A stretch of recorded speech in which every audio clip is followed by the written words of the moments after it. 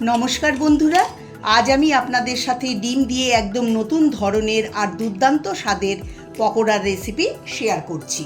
বাড়িতে আমরা খুব সহজে আর কম সময়ে মুচমুচে আর সুস্বাদু এই ডিম পকোড়া বানিয়ে ফেলতে পারি। খেতে খুবই ক্রিস্পি আর টেস্টি হয়। এটা আপনারা সন্ধেবেলা চায়ের সঙ্গে খেতে পারেন। আপনাদের কাছে অনুরোধ রইল, পুরো ভিডিওটা দেখবেন, পছন্দ হলে লাইক কমেন্ট শেয়ার করবেন। চলুন তাহলে রেসিপি শুরু করি। ডিম পকোড়া বানানোর জন্য এখানে আমি দুটো ডিম সেদ্ধ করে খোসা ছাড়িয়ে নিয়েছি। এখন ডিম প্রথমে অর্ধেক করে, তারপর দেখুন এরকম ছোট ছোট টুকরো করে কেটে নিচ্ছি। আমি এখানে হাঁসের ডিম নিয়েছি, আপনারা চাইলে মুরগির ডিমও ব্যবহার করতে পারেন।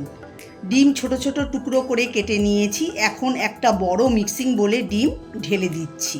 এর মধ্যে দিয়ে দিচ্ছি একটা মিডিয়াম সাইজের পেঁয়াজ মিহি করে কুচিয়ে। একটা মিডিয়াম সাইজের আলুর খোসা ছাড়িয়ে গ্রেট করে নিয়েছি, বলে দিয়ে দিচ্ছি। দুটো কাঁচা লঙ্কা মিহি করে কোচানো।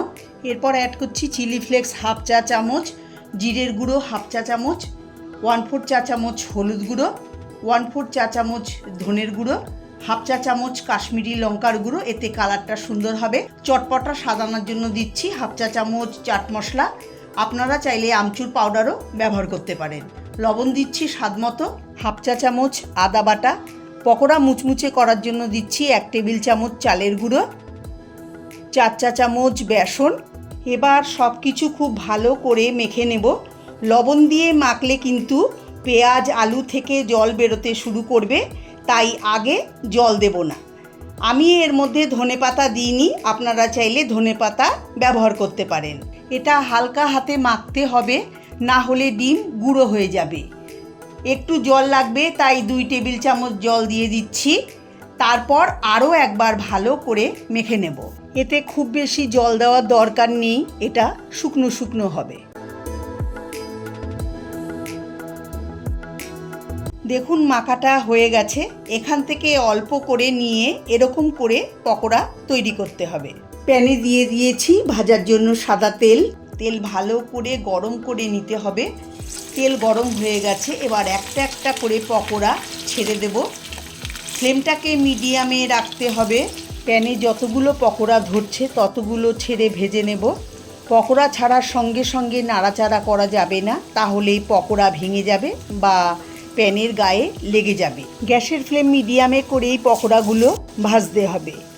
এক পাশ 1.5 মিনিট ভেজে নেওয়ার পর তারপর উল্টে দিতে হবে, অন্য পিঠ ভেজে নিতে হবে।